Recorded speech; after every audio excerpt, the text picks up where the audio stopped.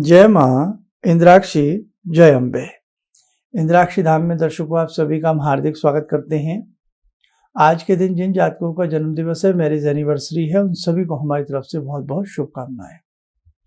आज हम बात करने वाले हैं काले घोड़े की नाल का छल्ला पहनना चाहिए या नहीं पहनना चाहिए, और यदि पहनना चाहिए तो उसमें क्या सावधानी हमें बरतनी चाहिए। ध्यान रखना, आज हम अपने स्वार्थ के लिए नाना भांति के उपाय करते हैं, नाना भांति की चीज़ों को धारण कर लेते हैं, लेकिन कुछ चीज़ों के पीछे बहुत बड़ा नुकसान भी हो सकता है। जरूर सुनिएगा आज का अंक। आइए पहले आज का पंचांग देखें। 28 जून सन 2022 दिन मंगलवार, आषाढ़ माह, कृष्ण पक्ष, संवत 2079। तिथि आज चतुर्दशी है, नक्षत्र मृगशिरा, राहु काल 3 से 4:30, दिशा सूल उत्तर दिशा।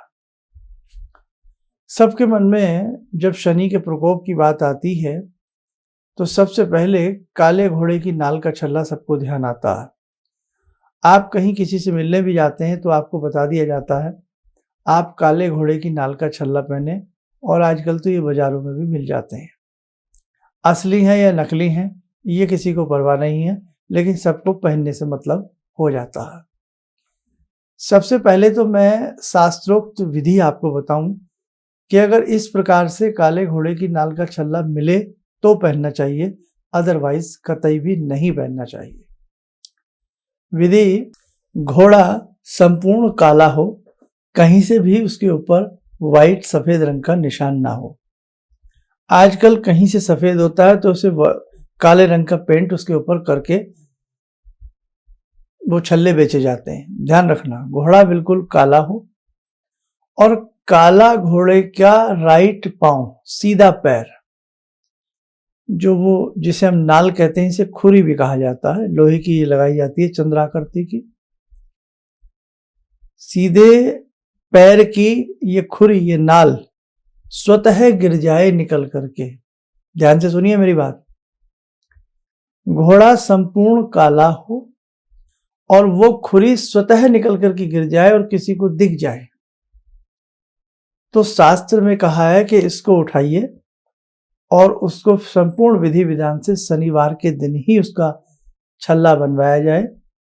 पिटवा करके, आग में तपवा करके नहीं, ये भी ध्यान रखना। बहुत लोग आग में तपवा करके उसको नहीं, उसको पिटवा करके हथौड़े से, हैमर से, तब वो छल्ले विधि विधान से बनाए जाएं।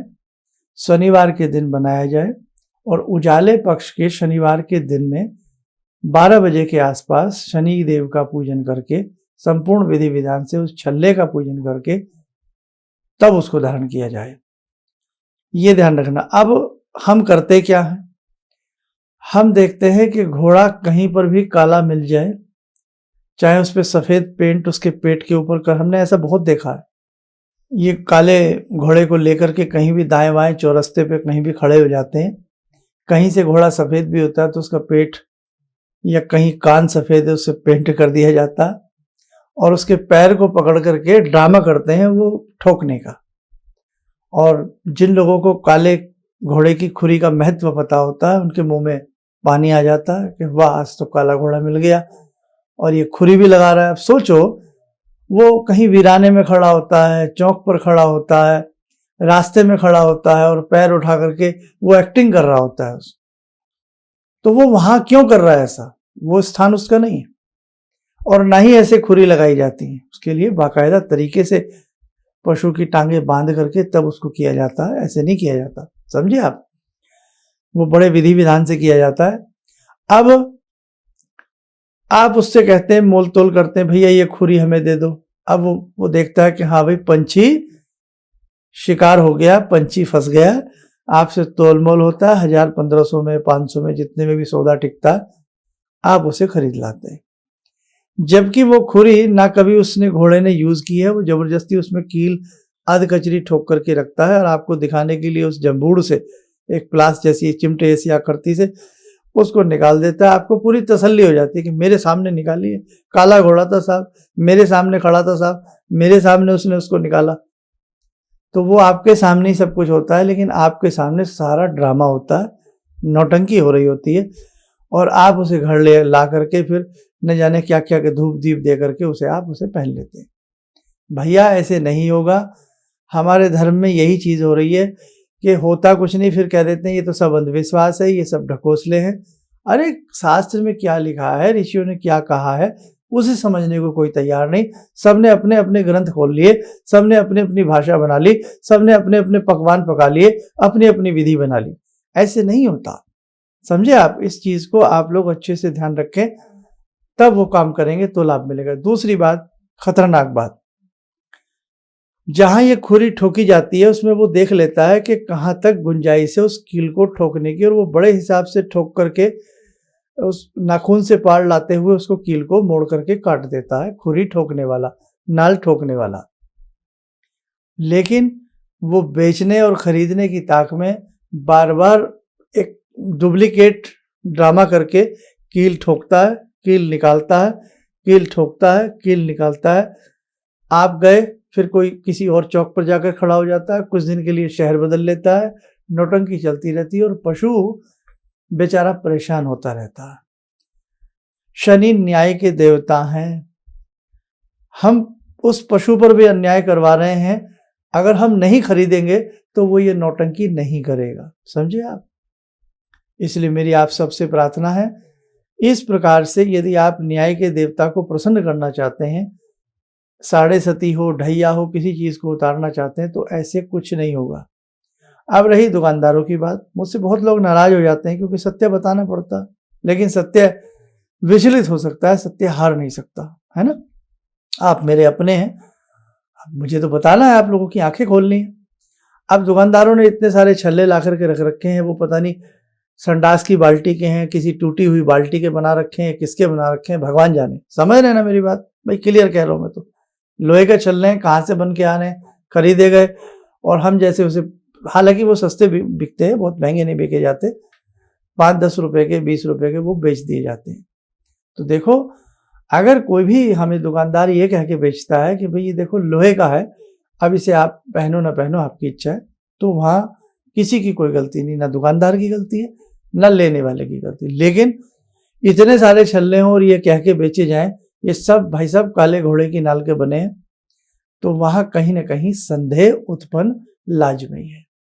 क्योंकि किसको काला घोड़ा भागता दिखे, किसको उसके सीधे पैर की खुरी निकलती दूर गिरे, ये सौभाग्य की बात है।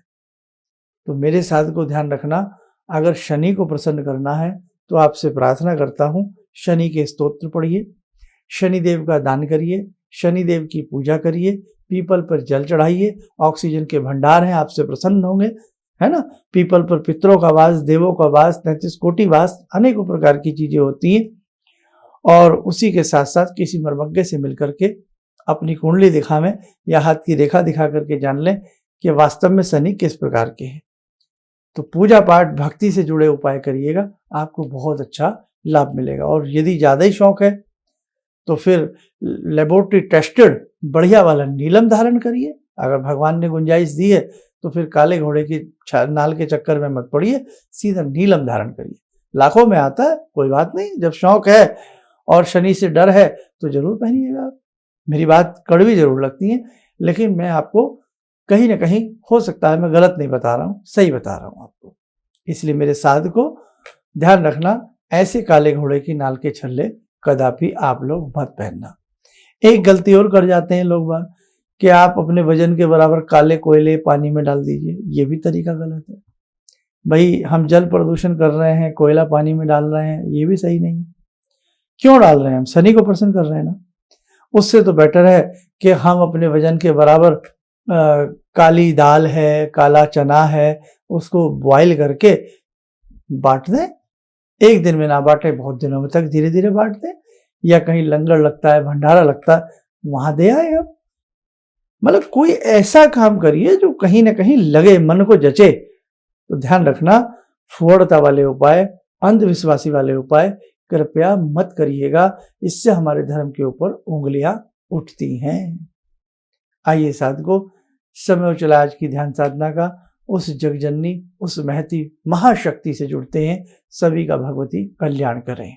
ॐ सिन्दूरारुणविग्रहां त्रिनयनां माणिक्यमूले स्फुरात् स्तारानायकशेखरं स्मितमुखी बापेन वक्षोरुवां पाणिभ्यामलपूर्णरत्नचषकां रत्नोत्परां बिभ्रति सौम्यां रत्नगटस्थरक्तचरणां ध्यायेत् पराम् अम्बिकां खड्गं चक्रगदेषु चापपरिगान् चूलम्बुशुण्डिं शिरा शङ्खं संदधतीं करे स्त्रीनयनां सर्वाङ्गभूषावृतां नीलासमद्युतिमास्य पाददशकां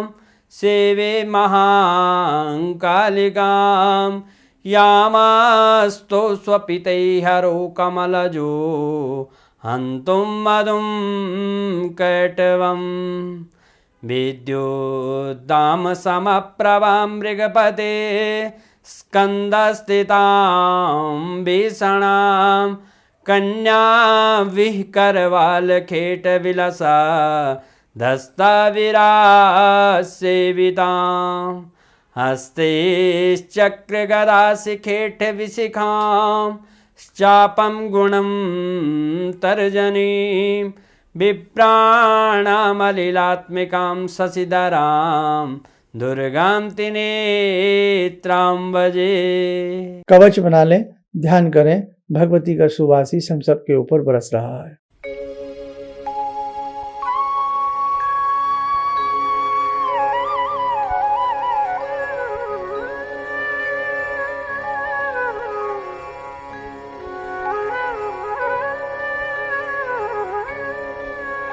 ओम बोलते हुए नेत्र खोलें, सामान्य हो जाएं। देखो साधकों, जिन जिन साधकों की वैदिक पत्रिकाएं संस्थान से बनने के लिए आती हैं, स्टेप बाय स्टेप सबको भेज रहे हैं और आप लोगों का बहुत मन है कि हम भविष्य में शर्मा जी के साथ सेमिनार में बैठें, आवें, करें, तो सारी रूपरेखाएं तैयार हो रही हैं और एक बहुत ही अच्छी रूपरेखा आपके घर घर तक आने की हम तैयार कर रहे हैं और आपको जैसे ही वो पूरा प्लानिंग हो जाएगा फिर हम आपको बताएंगे। आप स्वस्थ रहें, सुखी रहें, इन्हीं शुभकामनाओं के साथ हम अपनी वाणी को विराम देते हैं। जय जय अम्बे। मैं मंची कवि हूँ बेसिकली। मुझे बहुत दिनों से इस बात की तलाश थी कि मैं कभी कोई गलती करूँ तो कोई ऐसा व्यक्ति मेरे ऊपर हो जो उसको बचाए, क्योंकि गलतियाँ तो होती हैं। और आज के कार्यक्रम से मैं दावे से कह सकता हूँ कि मेरी वो तलाश आज पूरी हो गई। बस इससे ज़्यादा मैंने कुछ कहा। किसी भी समस्या के समाधान के लिए मिले प्रसिद्ध हस्तरेखा एवं वास्तु विशेषज्ञ प्रोफेसर धर्मेंद्र शर्मा जी से। नोट: शिविर में भाग लेने हेतु एवं व्यक्तिगत रूप से मिलने के लिए कॉल करने का समय सुबह 10 बजे से शाम 6 बजे तक। हमारे विभिन्न ज्ञानवर्धक कार्यक्रम देखने के लिए आप हमें अभी सब्सक्राइब करें, बेल आइकन को प्रेस करें ताकि आप देख सकें हमारा कार्यक्रम सबसे पहले। और अधिक जानकारी के लिए फेसबुक पेज को लाइक करना न भूलें।